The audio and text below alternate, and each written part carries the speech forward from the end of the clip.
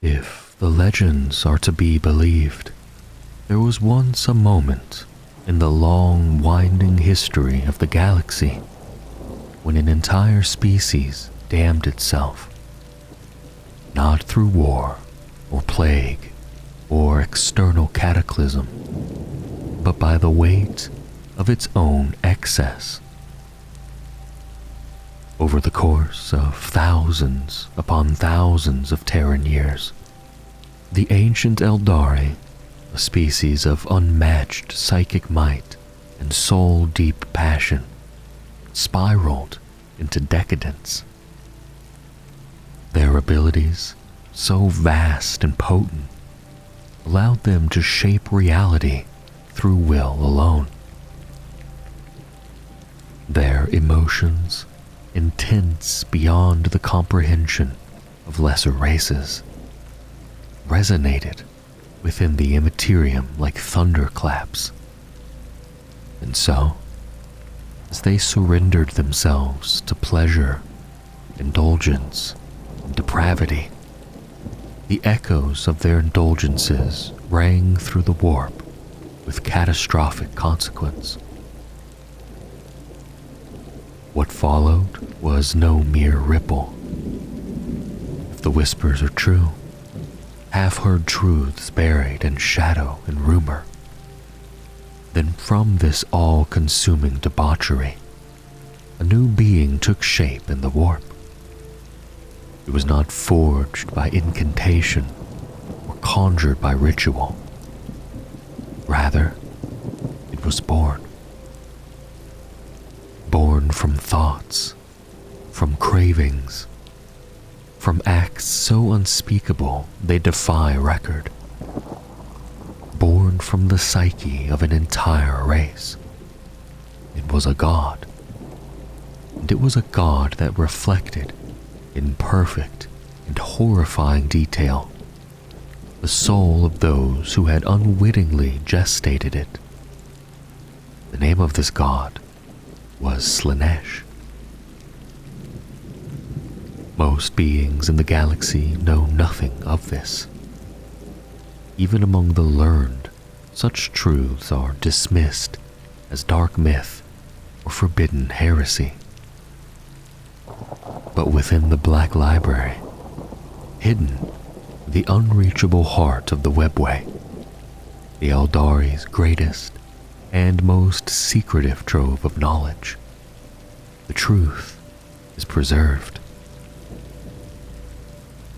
In its lightless vaults, and within the somber councils of its Black Council, ancient tomes tell of an event that shattered the stars. These records speak not in metaphor or poetic sorrow, but in grim clarity. The Eldari did not merely stumble into disaster, they birthed it. By the time of the fall, the Eldari were a species unchained from every constraint. Their technology had reached heights that rendered survival trivial. There was no hunger, no labor, no threat they could not annihilate. Social boundaries had dissolved. Family, duty, and kinship meant nothing when every desire could be instantly fulfilled. Death itself held no fear. For the souls of the Eldari, then unclaimed by any warp predator, would reincarnate freely into new vessels, cycling eternally through the immaterium. It was a golden age on the surface, but beneath the passions of the Eldari turned inward. With no fear, no consequences, and no higher calling, they explored their desires to unimaginable depths. Freed from fear of reprisal, their minds wandered into dark and uncharted territories of thought and sensation. Each act, Each whispered dream or terrible indulgence cast waves of psychic energy into the warp, feeding and shaping the nascent form of something monstrous. And then it happened. The fall. The darkest moment in Eldari history. In a single, soul-shearing instant, Slaanesh awoke. The shockwave of its birth tore through the warp and the material universe alike. The psychic scream of the newborn god obliterated entire worlds. The vast majority of the Eldari were consumed, body, mind, and soul. Their spirits were bound forever to the service of chaos, linked in ways they could never have foreseen. Their newly born god hungered, and it fed upon the very essence of its creators. Only a few survived. The scattered remnants of the once great race now dwell on distant craft worlds, or hide deep within the webway, clinging to the fragments of their culture and lives. They are haunted not only by the god they birthed, but by the knowledge that it came from within. The Black Council of the Black Library continues to pore over the records of the fall, searching desperately for any clue that might lead to salvation, or at least stave off the inevitable doom that stalks them.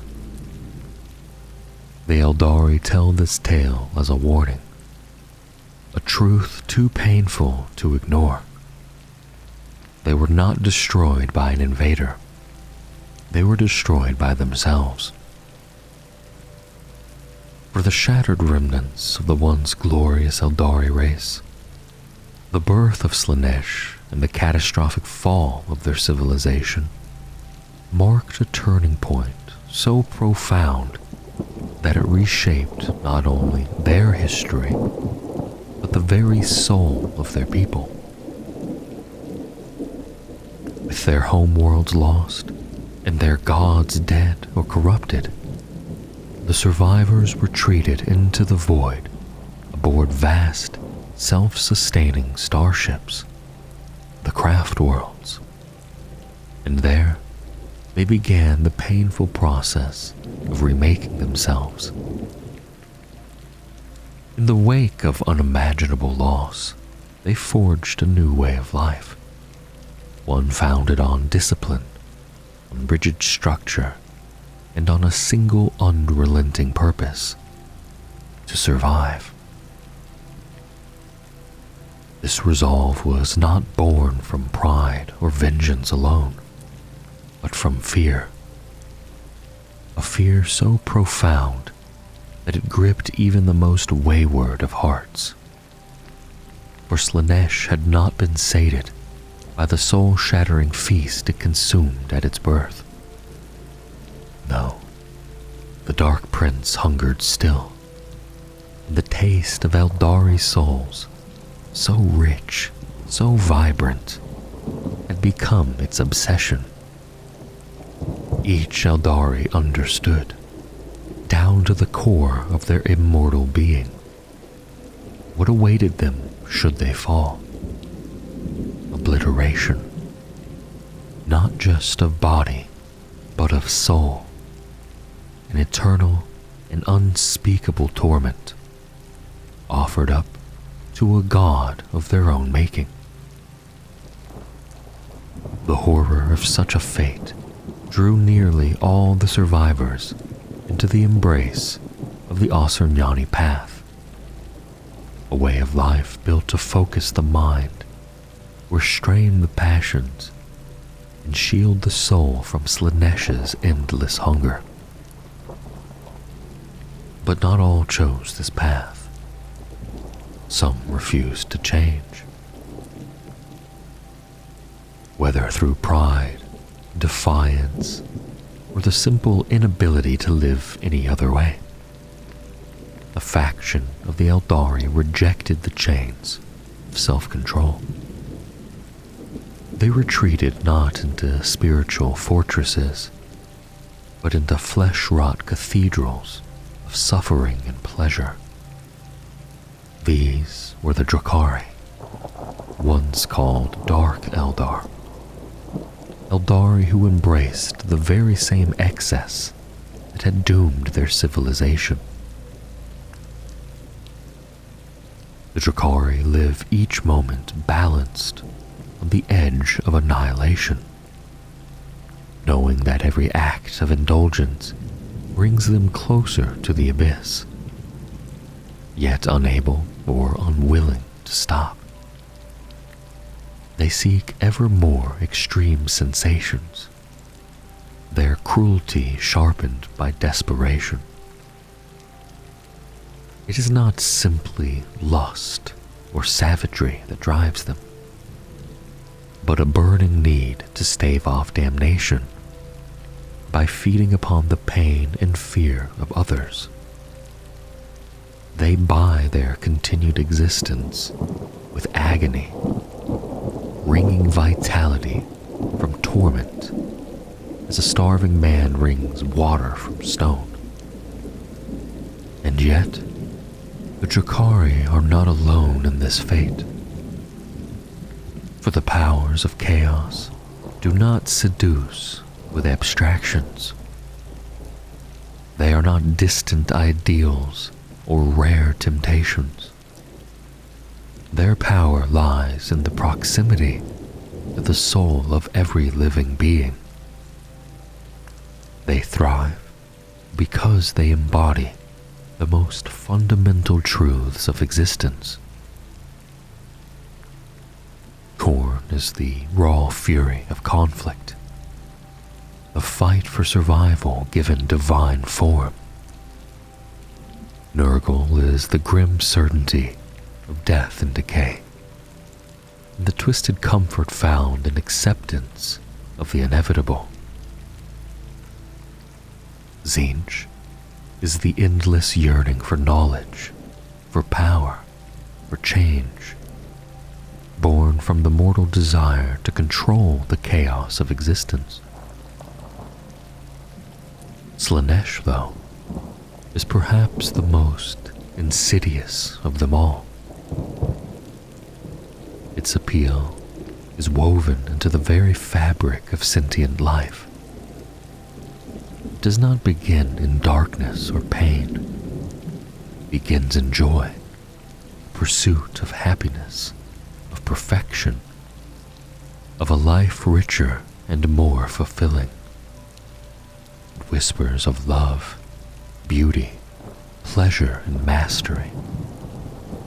It seduces not by offering torment, but by offering more joy, more sensation, more victory, more recognition, more everything. And so, the trap is sprung. Where a guardsman seeks glory, Slaanesh is there. Where a rogue trader seeks wealth, Slaanesh is there. Wherever desire lives, be it for pleasure, power, status, or love, Slaanesh waits at the end of that pursuit. And beyond that final threshold, once the last desire is sated, there lies only damnation. Among the ruinous powers of the warp, each god embodies a distinct horror. Khorne is fury given flesh, a wrathful titan of blood and battle. Tzeentch twists perception itself, a shifting tapestry of sorcery that defies logic or sanity. Nurgle, swollen with rot and disease, is the festering sum of entropy and despair. But Slaanesh is different. Slaanesh is divinely beautiful. Where the other gods inspire revulsion or terror, Slaanesh evokes longing, desire, awe. Of all the dark gods, only Slaanesh wears a face that mortals might willingly approach, and in that approach, be utterly destroyed. Humans most often refer to the god as he, while the Eldari, who know the Dark Prince better than most, speak of her. But the truth is more elusive. Slaanesh is neither male nor female, and yet possesses traits of both. Refined, perfected, combined into a being whose beauty transcends the binary constraints of gender. Its most common form, when it chooses to manifest, is a study in symmetry and contradiction. A being whose right side is female and left side male, clad in skin of flawless grace. Twin pairs of devilish horns arch from its golden flowing hair, crowning a visage of haunting allure. Though it can take any shape it wishes, male, female, both or neither, Slaanesh prefers the male form. But that choice, like all things it does, serves only to seduce. In whatever guise it appears, Slaanesh is perfection. Tall, elegant, unnervingly graceful. Its movements are fluid poetry, its voice like music unplayed by any mortal instrument. Yet there is something in its beauty that unsettles, a sense of danger behind the charm, like a predator cloaked in silks. Its appearance is never quite fixed, because Slaanesh reflects the desires of the observer. To gaze upon it is to see what one most craves, what one most longs for, and what one can never have without losing everything. But always, always, there are the horns, two pairs, rising like twisted crowns, constant even as the rest of the god shifts and transforms. Slaanesh is often depicted in sculpted, form-fitting armor, lined with luxurious silks, every contour designed to entice. In one elegant hand, it carries a jade scepter, said by its cultists to be its greatest treasure, a symbol of domination and allure. To its followers, this scepter is more than an artifact. It is the promise of power, the key to excess, and the sigil of their own surrender. For those who fall under Slaanesh's gaze, or even imagine doing so, whispers speak of a terrible truth. To look upon the Dark Prince is to forfeit your soul. Not in rage, not in pain, but in joy, in bliss, in the willing sacrifice of self to something too beautiful, too perfect to ever resist. Across the vastness of the galaxy, Slaanesh sees its hand at work in countless subtle and insidious ways. The gentle joy, of a parent holding their newborn child, the quiet pride of a commodore as their fleet enacts a perfectly executed stratagem, the quickening of a lover's pulse in the arms of their paramour, the breathless relief of a soldier who survives an unexpected skirmish and remembers, if only for a moment, what it is to feel alive. These sensations, so fleeting, so intimate, are but whispers of pleasure, and on some level, they please the master of delights. But they are not enough. Though the fall of the Eldari and the continued pursuit of their shattered kind remain enduring joys for Slaanesh, the Dark Prince's desires are far grander.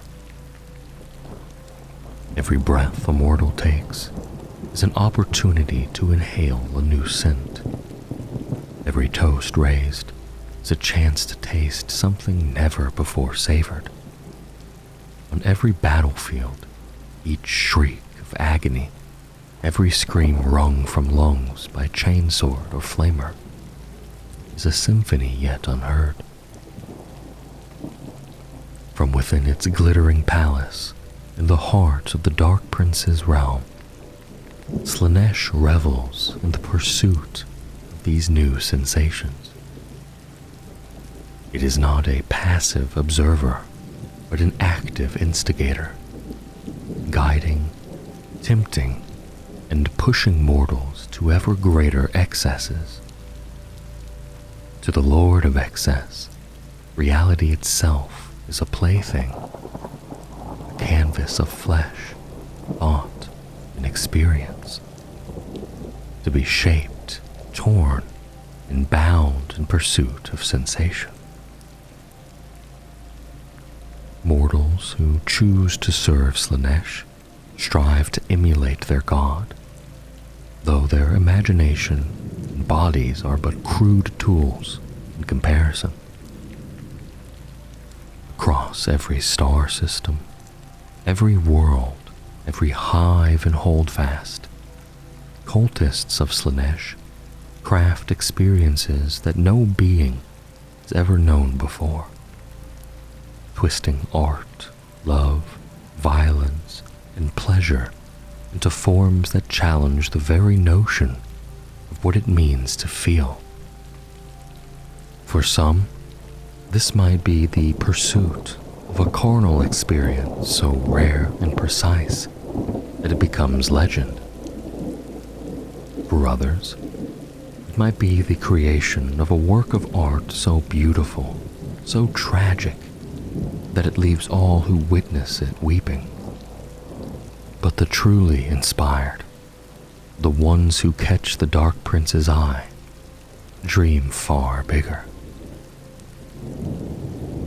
Few have known the exquisite thrill of watching an entire squad of Space Marines annihilated in a single moment by the terrible wrath of a subjugator Chaos Titan. Fewer still have heard of the terrifying silence that follows when millions of voices cry out in fear, then nothing, as nuclear acidic bombs render flesh into memory. Most mortals lack the vision to create such moments. The greatest excesses, the most sublime experiences, often lie beyond the reach of flesh and blood. But in the realm of chaos, all things, no matter how impossible, are within reach.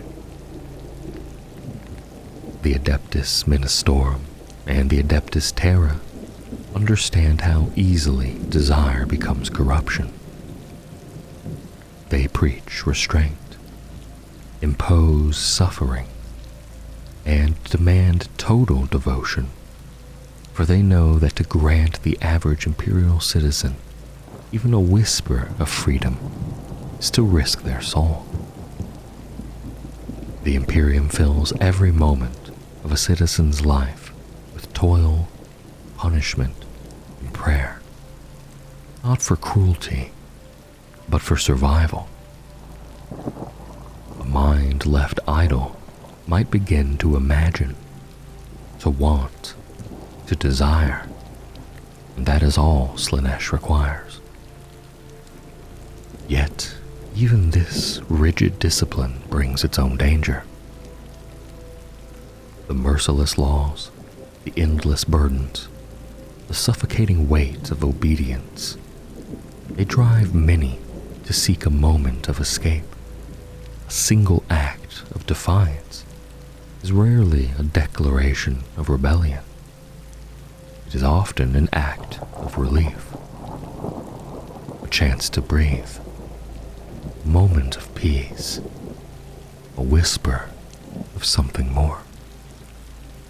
Slaanesh does not demand such moments be grand. A simple act of comfort, a bite of food not strictly rationed, a touch of affection, a moment of private joy is enough to spark a soul's descent. From that single flicker, the Dark Prince fans a flame, drawing them toward obsession. Even beyond the Imperium's borders, hardship reigns. Life on the fringes of Imperial space is no freer than that within. War is constant, survival is tenuous. In such bleakness, the appeal of Slaanesh is not just temptation, it is salvation. And yet, not all who fall are poor or powerless. Some, like the Eldar of old, dwell in luxury, insulated from suffering. For them, life becomes a playground of experience. The rarest spices, the most exotic pleasures, the extinct symphonies of dead civilizations. Nothing is too obscure. But satisfaction fades.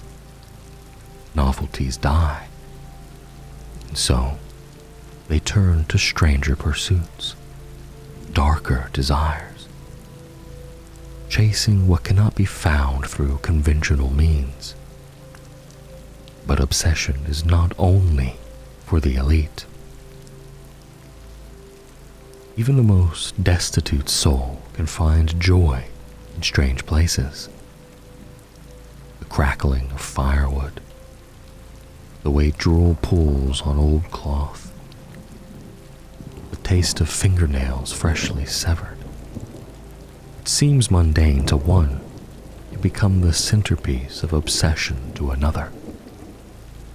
And once obsession takes root, limits vanish. The neighbor's house is full of firewood. The neighbor's mouth drips with drool. The neighbor's fingers are covered in nails, ripe for the taking. And if the obsession is strong enough, there is nothing the obsessed will not do to indulge it. Still, even this is only a fraction of what is possible. Mortal limits, in time, become unacceptable.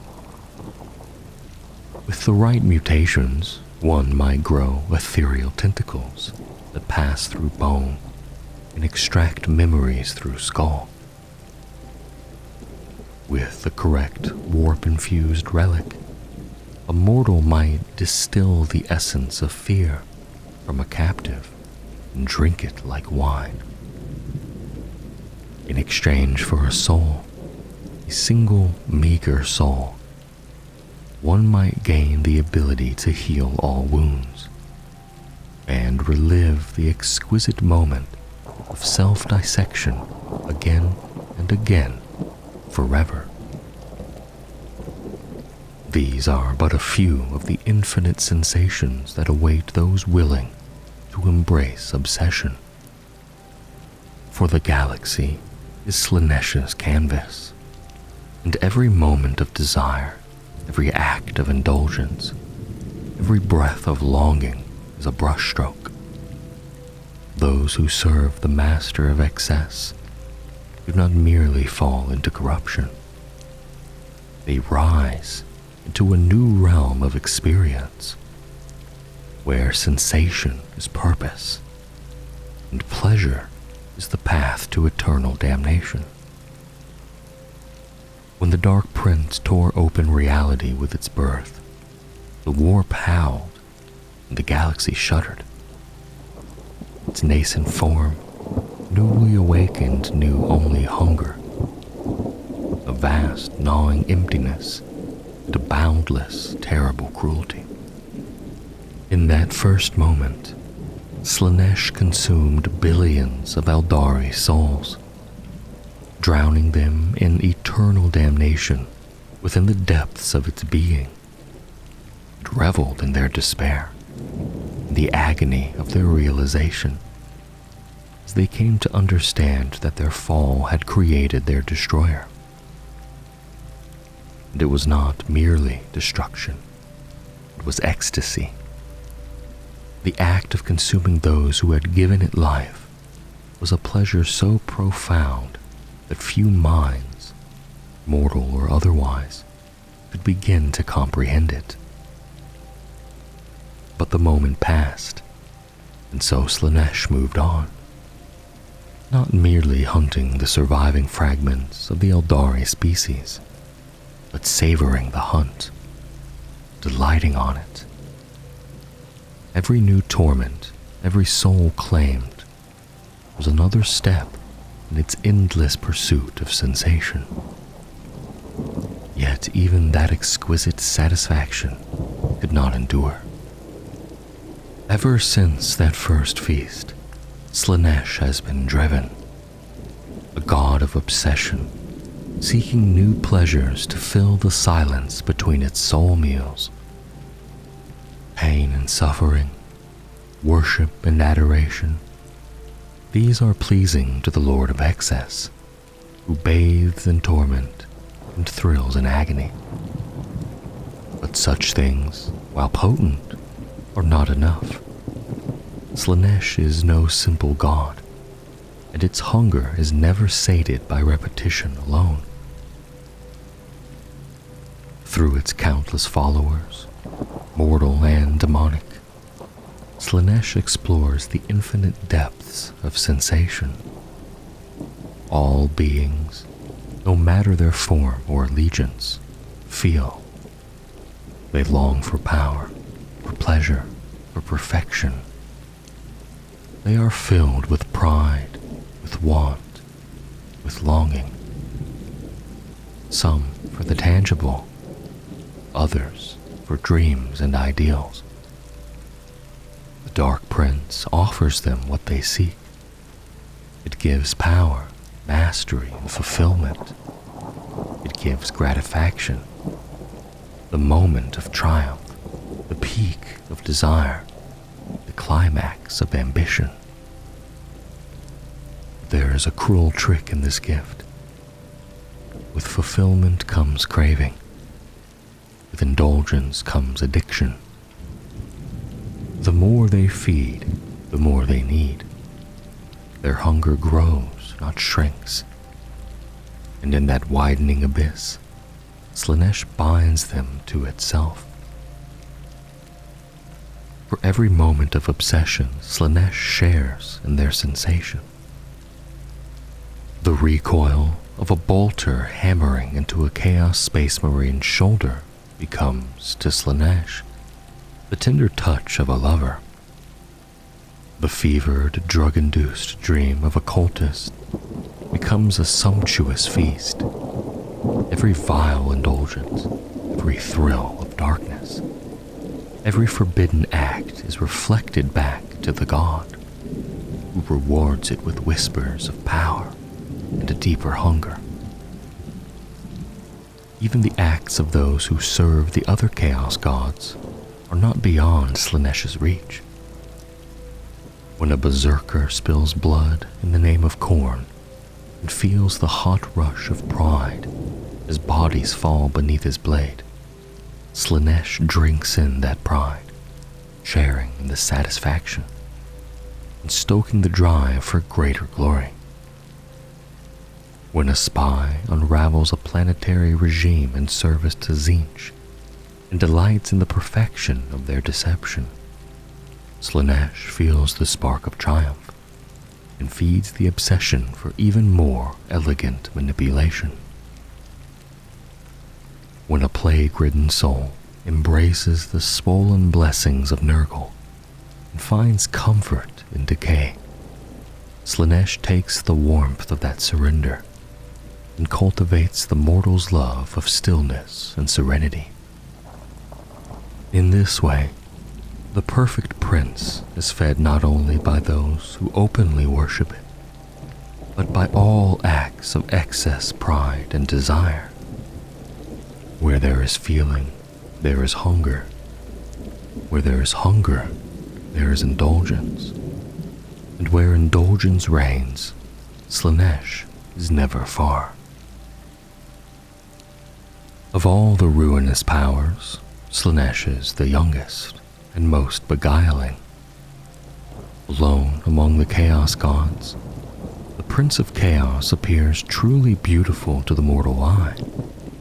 Its allure is irresistible, its presence disarming. A blend of innocence and sensuality that only an immortal could possess. To hear Slaanesh speak is to be seduced by every word.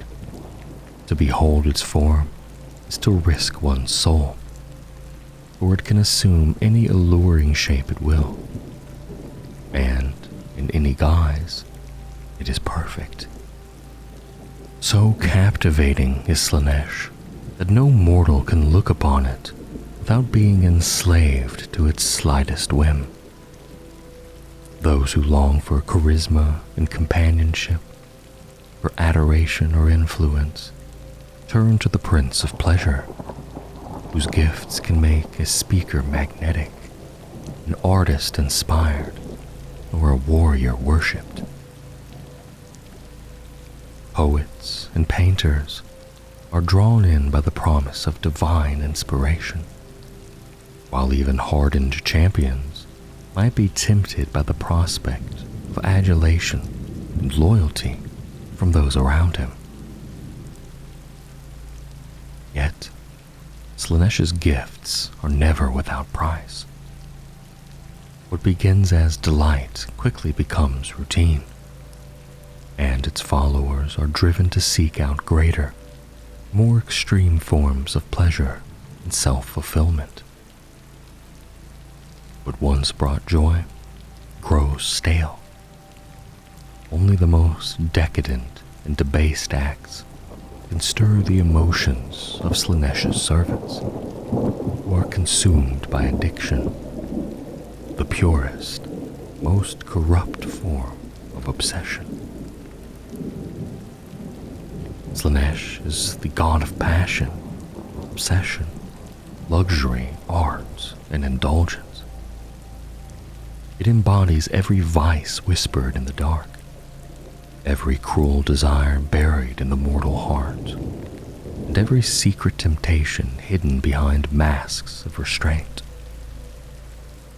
Drawn by these cravings, mortals gather in places of carnal excess to pay homage to their debased master, offering prayers not in words, but in ecstasy and debasement. The infamous Eldar cults of pleasure, whose depravity helped bring about the fall and gave birth to Slaanesh, are perhaps the most infamous of its followers.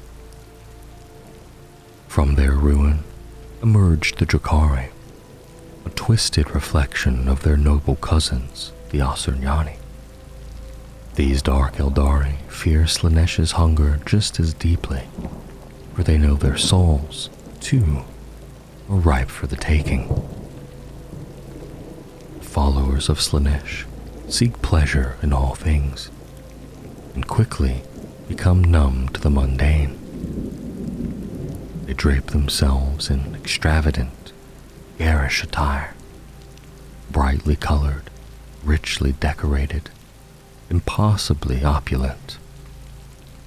Sound, light, texture, all must be amplified, exaggerated, until even the dullest sensation becomes rapture. They pursue ever greater extremes, their lives an unending spiral toward obsession.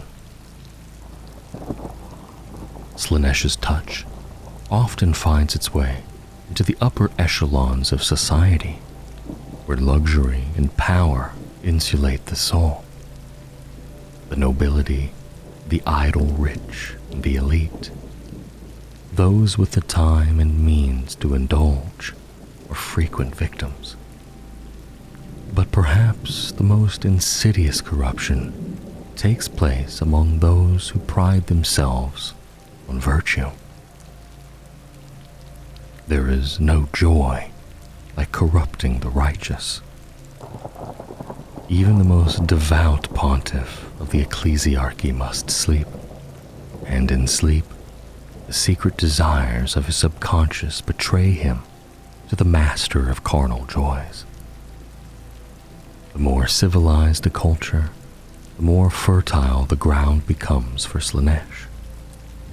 As leisure and indulgence spread with technological advancement, the dark cravings of the population blossom under the subtle influence of the pleasure god.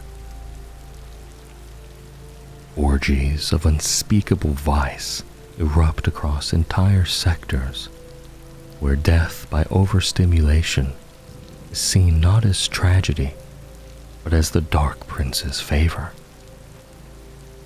Worshippers believe that any extreme sensation, pain, ecstasy, rapture, terror, opens a path to communion with Slaanesh. They live in states of rapturous delirium, their minds and souls consumed in pursuit of a single goal: perfect sensation. The echoes of Slaanesh's birth scream in the hearts of every mortal soul. His cultists chase that echo like moths to a star, until their bodies and minds are burned away. Entire worlds have descended into anarchy and madness when pleasure cults rose unchecked, mimicking the fall of the Eldari and microcosm. On these doomed planets, society collapses beneath a tide of indulgence, and the howling winds of chaos break through the veil, ravaging the minds of psychers. The few survivors left behind are no longer mortal in any meaningful way. Broken, gibbering husks, shells that once knew restraint. The Inquisition, ever vigilant, holds a particular hatred for the followers of Slaanesh. These heretics spread corruption like wildfire, pulling smugglers, black marketeers, and recidivists into their embrace. The Inquisitors' efforts to suppress pleasure itself often do more harm than good, feeding the very hunger they seek to starve. By accursed right, Slaanesh's servants seduce both man and beast, dragging them into depravity and shame. Their deeds are too vile for record, their abominations too grotesque to speak aloud. On the battlefield, their garish, lewd appearance offends the senses. Half-naked torsos of pink and blue, twisted limbs in vile shades of green and yellow, all oozing the corruption within. They are twisted in mind and body, having sacrificed their humanity to serve the pleasure lord, spreading its contagion of sin to the innocent and unaware. Yet these followers are utterly fearless. To them, death is just another sensation to be savored. While they scorn the mindless brutality of Khorne's berserkers, Slaanesh's devotees revel in the artful combat, gladiatorial duels that elevate battle to a living performance. Slaanesh favor those who embrace art, whether through music, poetry, painting, or violence. Those touched by the Dark Prince find their creations elevated beyond mortal comprehension. Beautiful, haunting, and tainted. To behold such works is to be entranced and repulsed all at once. The mark of Slaanesh combines male and female symbols in a single design, though few display it openly. Instead, followers wear jewelry with erotic motifs and robes that expose the right breast, as required by their rituals. Their colors, pastel hues, electric shades, stark whites, are flamboyant and sensual, reflected even in their day-to-day attire. Every stitch of their clothing, every ornament is made with painstaking care and decadent luxury. Among Slaanesh's most infamous warriors are the Chaos Space Marines of the Emperor's Children. Once noble sons of the Imperium, they are now hedonistic psychopaths, wielding sonic weaponry that turns battle into an agonizing concert of pain. In their hands, the scream is an instrument, and war itself becomes an orchestra of suffering. Thus does Slaanesh conquer, not with rage, nor with pestilence, nor with deceit, but with a whisper, a touch, a thrill. And once felt, the Prince of Pleasure is never forgotten. Those who fall under the sway of Slaanesh begin their descent not in darkness or despair, but in ecstasy. At first, every sensation, every moment feels heightened, imbued with wonder and pleasure, as though the world has been reborn through new eyes. The mundane becomes extraordinary, every touch electric, every sound symphonic. Life itself becomes a rhapsody of feeling. But the gifts of the Prince of Pleasure are cruel, for what once brought joy quickly dulls. The flush of sensation fades. To recapture it, the corrupted soul must seek greater extremes. What once thrilled now barely registers. In time, the need for constant stimulation takes hold.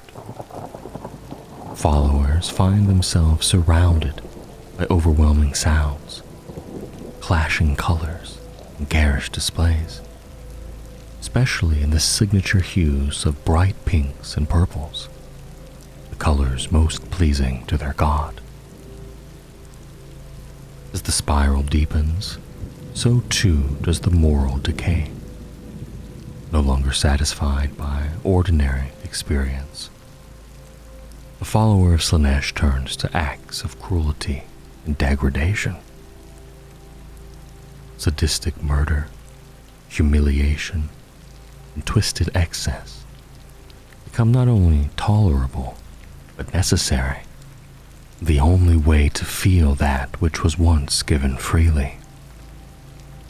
By this stage, the individual is fully enthralled, and in reward or punishment, Slaanesh begins to bestow mutational gifts. These transformations, grotesque or exquisite, depend on the eye of the beholder, are designed to enhance pleasure or physical perfection, pushing the follower's experience even further from humanity. Cult groups, whether corrupted knowingly or through slow seduction, often embrace this path with fanatical devotion.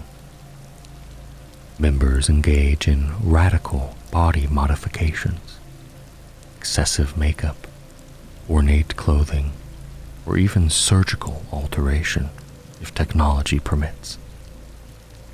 Each change is aimed at heightening pleasure, amplifying sensation, and achieving what they perceive as physical and aesthetic perfection, the eyes of their dark patron.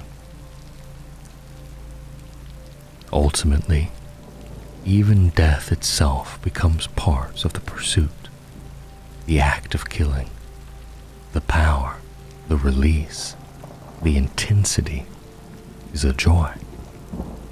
And when their own end comes, many followers welcome it with open arms, for in that final moment of orgasmic agony, their soul is consumed by Slaanesh, lost forever to the depths of the immaterium. Every pleasure tasted, every horror inflicted, every twisted indulgence strengthens Slaanesh. In the warp, the psychic echoes of these corrupt deeds feed the Prince of Chaos, growing its power with each act of excess. The more souls it devours, the more intoxicating the next sensation becomes, for both God and worshipper alike. It is said that Slaanesh shows little interest in its brethren, consumed by its own indulgence and raptures. The Prince of Pleasure rarely seeks out alliance or cooperation, too enamored with its own perfection to be troubled by the schemes of others. And yet, of all the ruinous powers, none incites Slaanesh's ire and draws it in turn, like Khorne. The followers of Khorne, driven by a brutish devotion to bloodshed for its own sake, are the antithesis of everything Slaanesh represents. Where the Lord of Excess revels in refinement, sensation, and beauty, Khorne demands rage, violence, and simplicity. The two gods are mortal enemies, and this enmity is mirrored both in the material realm and the realm of chaos. Cults of Khorne and Slaanesh clash often, the conflicts erupting with predictable violence, while other demonic legions are believed to be locked in endless battles in the warp, tearing at one another in a war without end. This rivalry shapes the nature of their armies. Slaanesh's forces may not match Khorne's in brute strength or frontal assaults, but what they lack in raw power, they more than make up for in subtlety and corruption. Indeed, Slaanesh's influence is so insidious that it can even turn Khorne's own devotees astray, ensnaring them through the very battle lust they cherish. In technologically advanced societies, where warfare and structure are deeply intertwined, Slaanesh's corruption is particularly potent.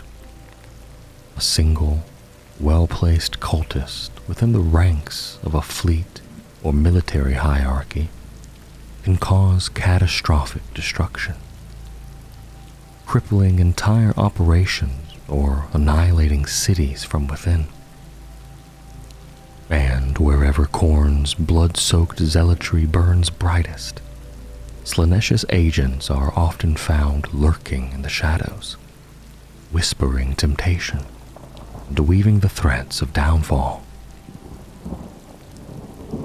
Despite being the youngest of the major Chaos gods, Slaanesh remains a critical player in the ever-unfolding Great Game, the eternal struggle for dominance between the ruinous powers.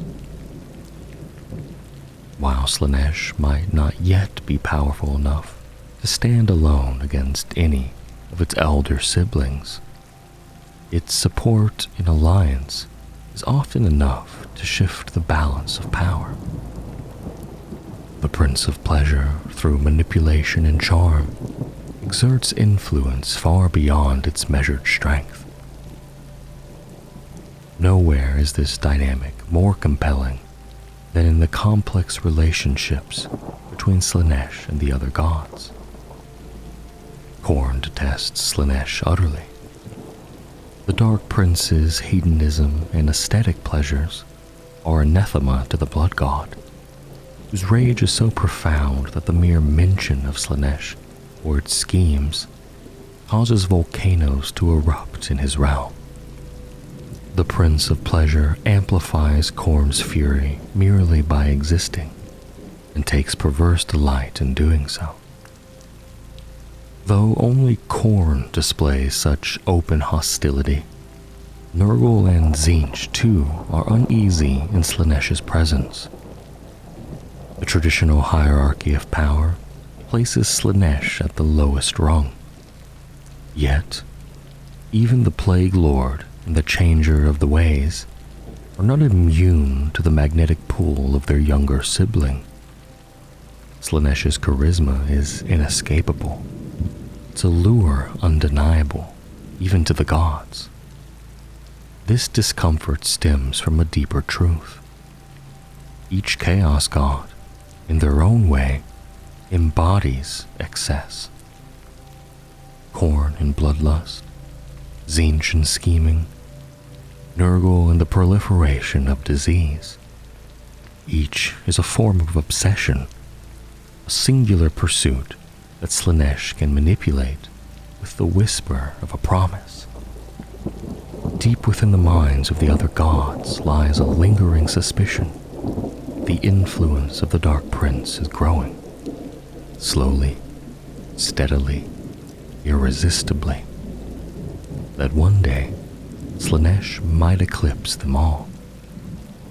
Thus, alliances with the Prince of Pleasure are rarely long-lived. It may be a matter of distrust, or simply the capricious nature of Slaanesh itself. More than that, it may be fear, not of betrayal, but of the secret power Slaanesh holds over them all. Among the ruinous powers, Slaanesh is unlike any of its brother gods. Where the others shun intrusion and raise fortresses of secrecy and hostility, the Prince of Pleasure opens its arms wide. It does not repel outsiders, it invites them in. At the heart of Slaanesh's domain within the realm of chaos lies the Palace of Pleasure, a gleaming and impossible fortress surrounded by 6 concentric rings of temptation. These outer domains, each a trap in disguise, implore visitors to indulge, to surrender themselves to the pleasures within. Temptation here is not just a lure, but a weapon as deadly as any chain sword or bolter. Those who falter are not merely slain. Their bodies may be absorbed into the land, becoming part of the domain itself, or transformed into statues. Their rapturous final moments, frozen forever to beautify the view of others. Their souls, once vibrant and free, now sustain the Dark Prince, feeding Slaanesh's unending hunger with every cry of ecstasy and moment of weakness. There are tales, both whispered in hidden cults and condemned in sermons by the ecclesiarchy, of those who dared to make the journey. The story of heretic Cardinal Wagalta, often cited as a cautionary tale, describes the wonders and horrors of the palace. While no one can say with certainty whether such accounts are truth or mad hallucination, they serve a purpose: to warn the faithful of the peril that awaits those who give in to temptation, to wealth, to pleasure. And still, Slaanesh watches. Those who pass the early tests may draw the god's attention. It may watch with amusement as mortals resist one seduction after another, only to inevitably fall. A precious few make it all the way to the outer walls of the palace itself. Should they be so fortunate or unfortunate, they may be graced with the presence of the Dark Prince. But none have ever entered without Slaanesh's will. For all who gaze upon the god's perfect form fall in that moment, mind, body, and soul, to its divine majesty. The first of the 6 domains is a paradise of illusory riches, a landscape where day turns to night and golden light gives way to soft blues and shimmering skies. The heavens are alight with stars like diamonds, seemingly close enough to pluck from the firmament. Many try.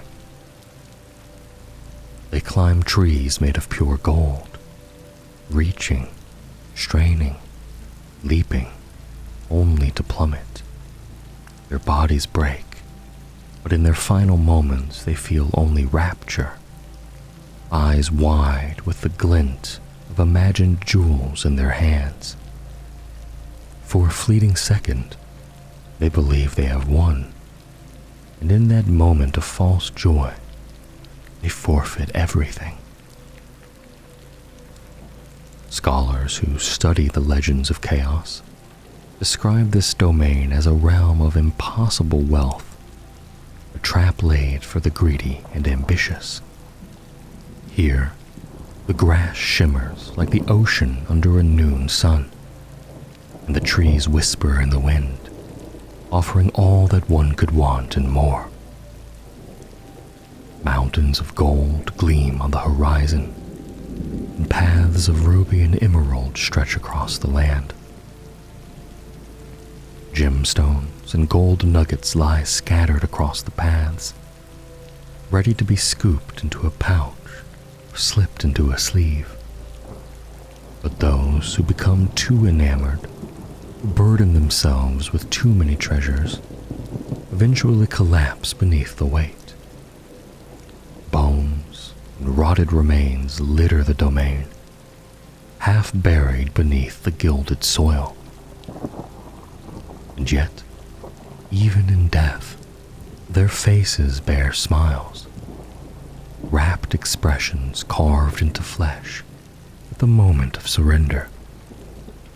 They died not in agony, but in delirious bliss, unable or unwilling to let go of the treasures that destroyed them.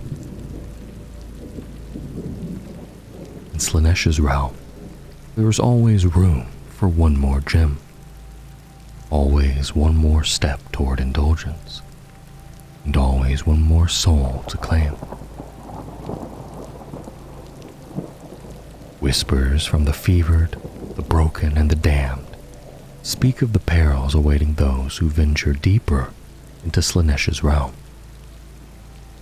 According to such mad ravings, those who resist the avarice of the golden fields and pass through the first ring unscathed find themselves standing before a lake so vast, its distant shores fade into nothingness.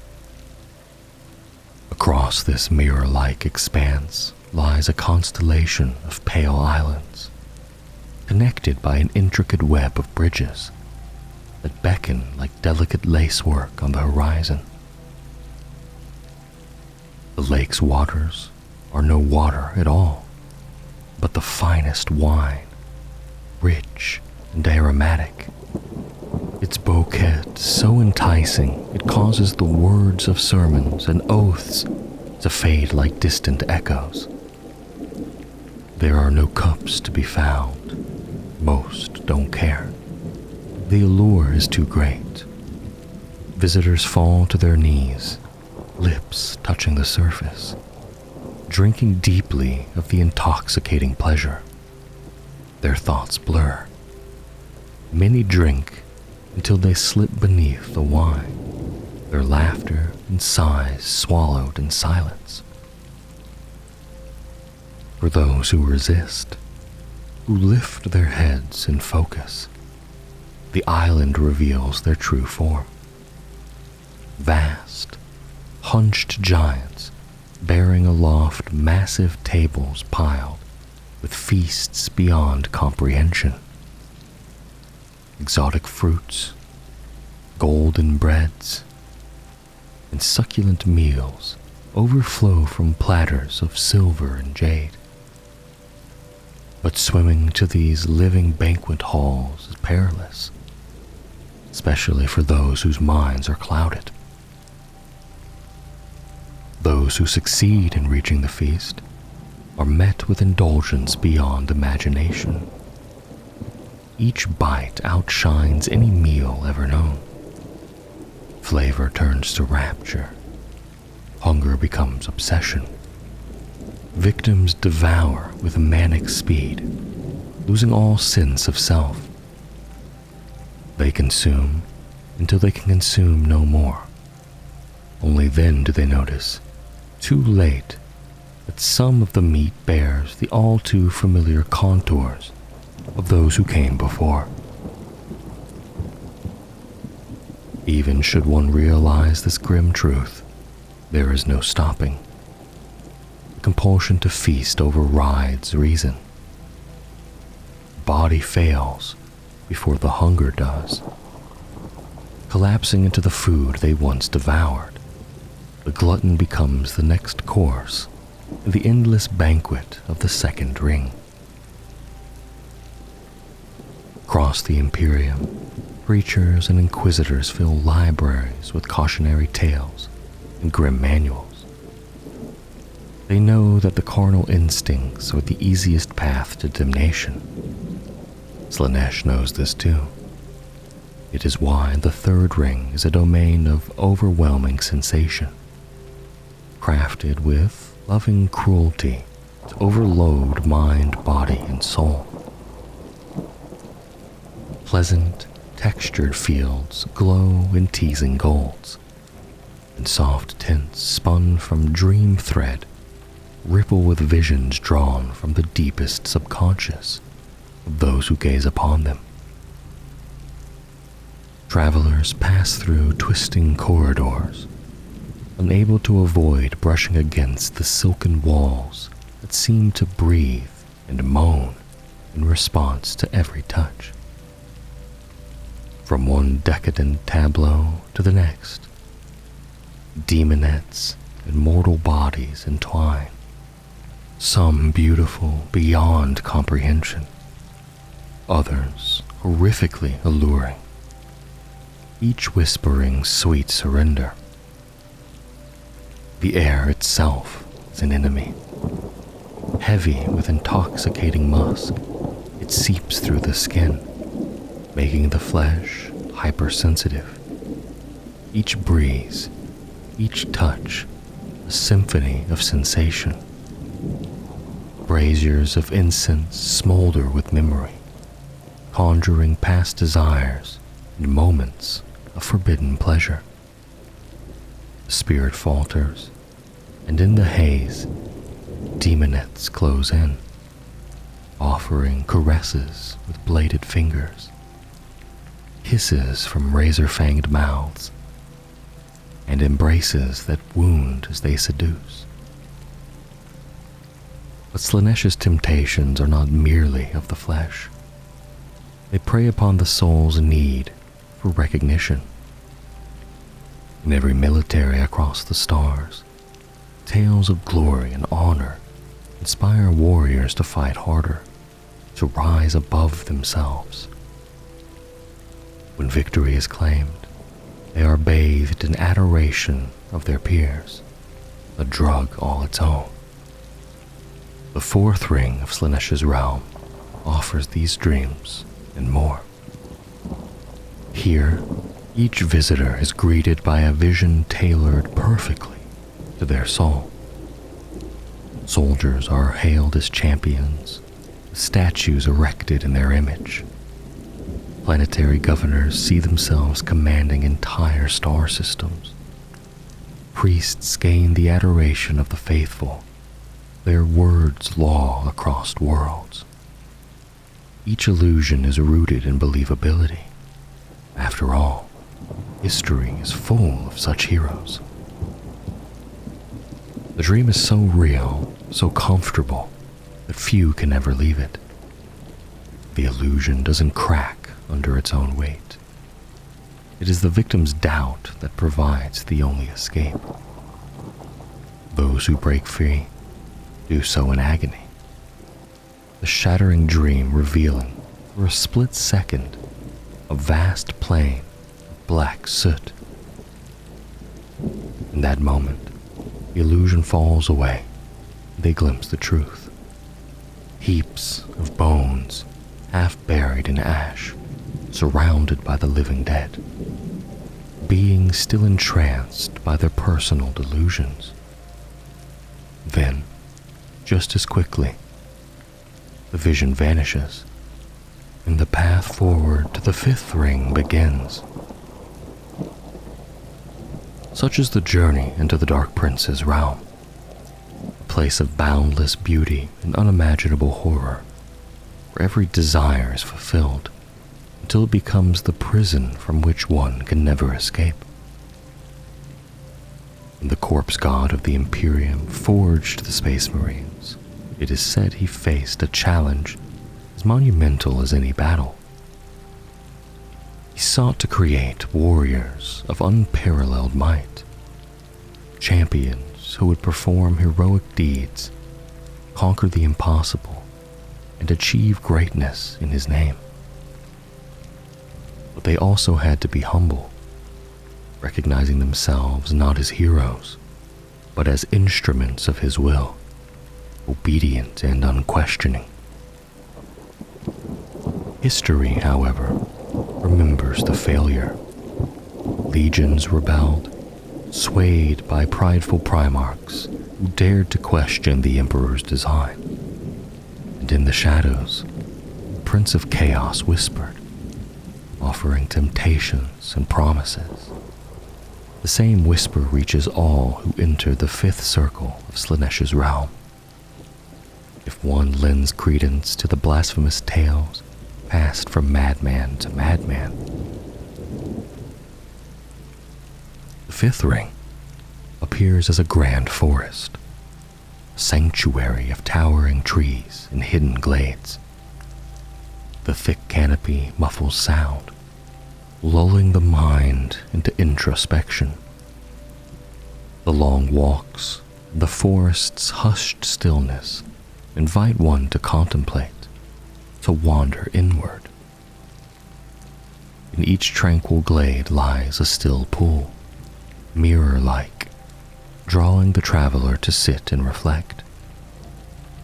As eyes settle on the water surface, memories and visions flood the mind, past accomplishments, future conquests, impossible triumphs imagined with startling clarity. Vines and thorny branches silently encroach. They curl around ankles, brush the neck, and gently tighten. Just as the dreamer imagines himself a galaxy-conquering titan, the pool's water begins to stir. It rises and reshapes into the very embodiment of failure, the shame the dreamer hides deepest.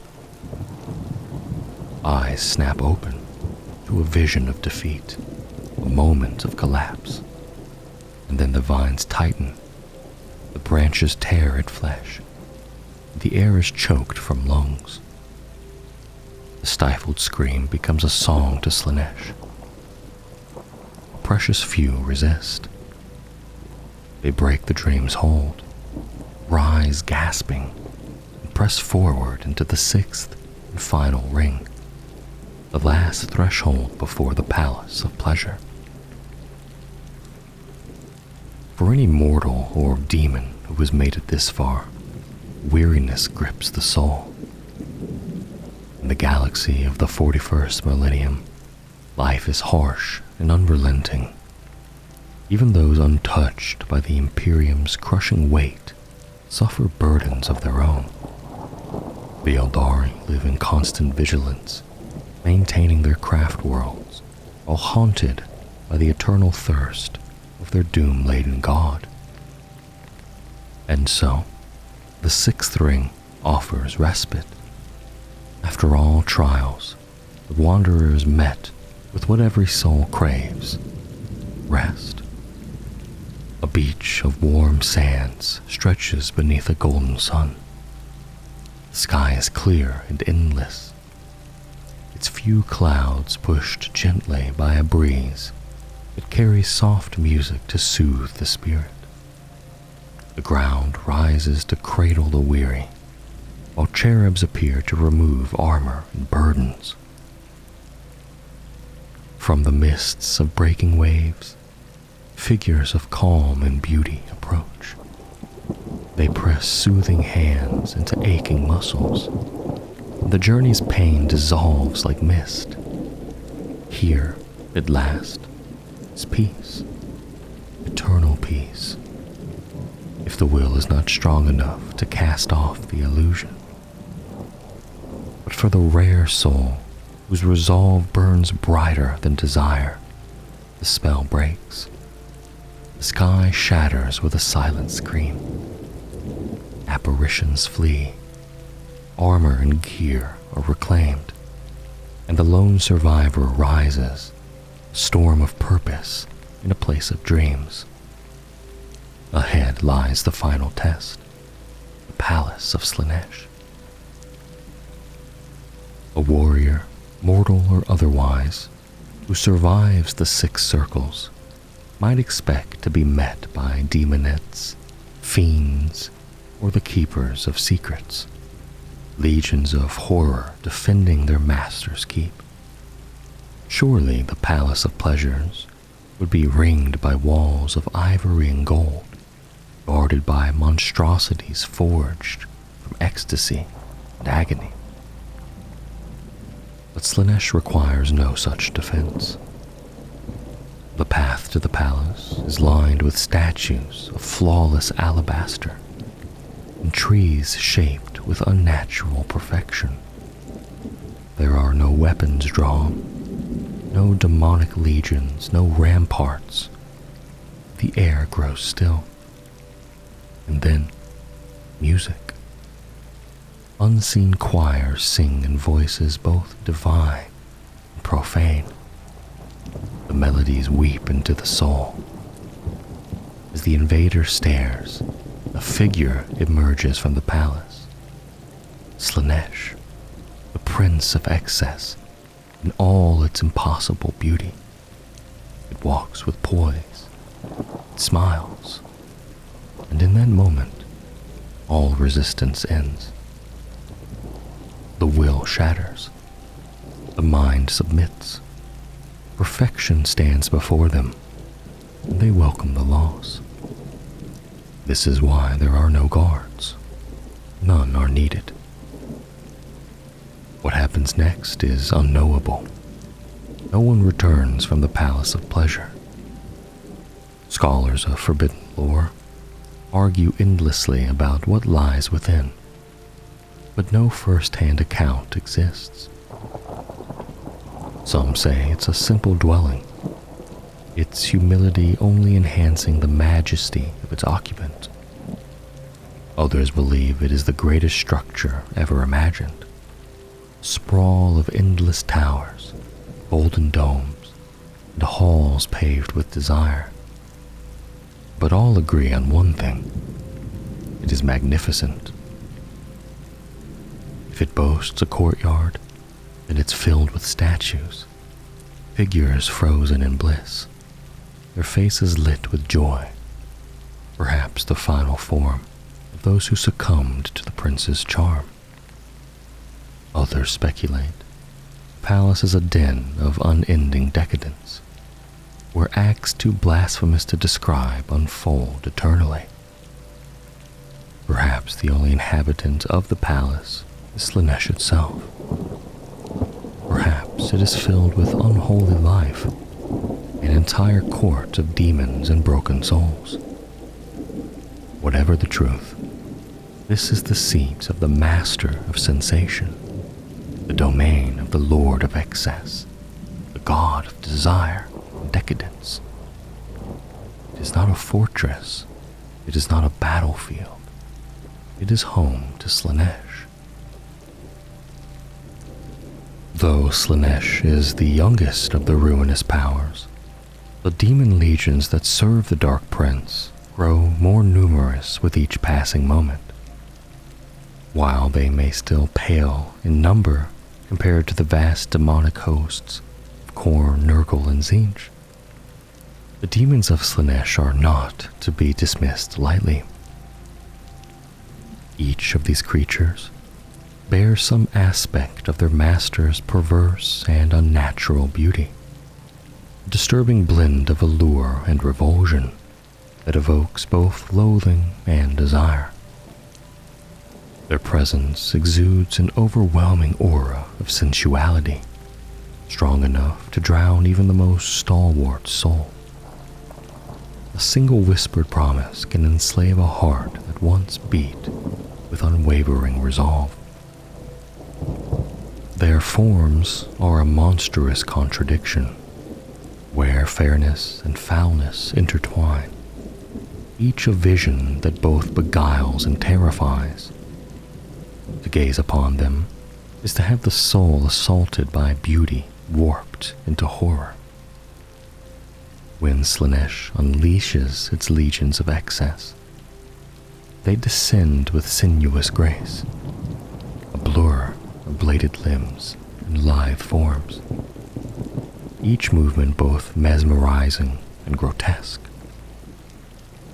These legions may differ in their compositions and purposes, but all are united by a single goal: to spread the corruption and ecstasy of their master across the galaxy and the immaterium alike.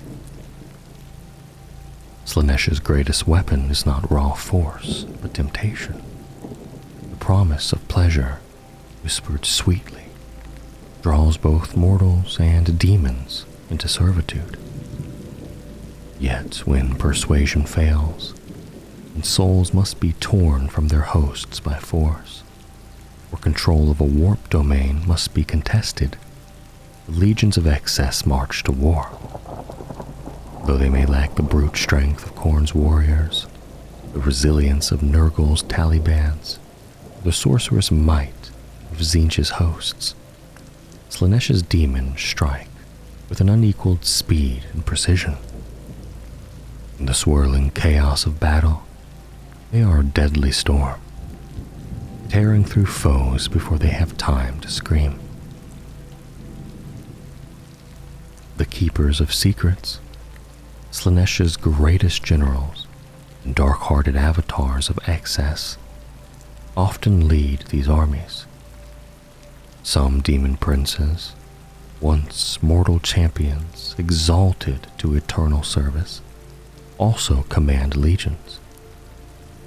Slaanesh is known to reward its favored followers with such promotion more frequently than the other Chaos Gods.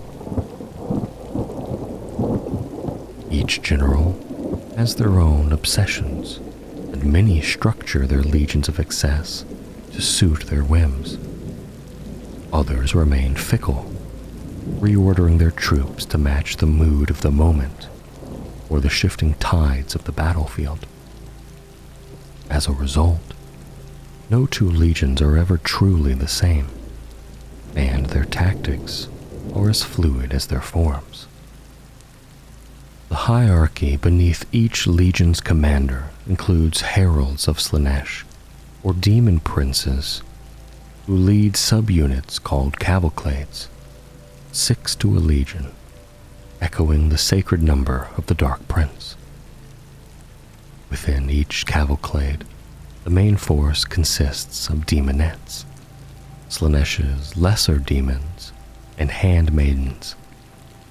In faster and more aggressive legions, such as the Hunter or Terror legions, Seeker cavalry, Hellflayers, and Seeker chariots support the demonette packs. The fiends of Slaanesh, grotesque yet swift and sinuous demonic beasts, can appear in any legion. They are most numerous within the Glamiatrix and Terror legions, and only rarely seen among the Courant. The legions of Excess may not be the most numerous, but what they lack in scale, they make up for in finesse, speed, and devastating spectacle. With every soul they claim, and every battlefield they defile, the Dark Prince's reach expands, and the galaxy trembles, caught between terror and ecstasy.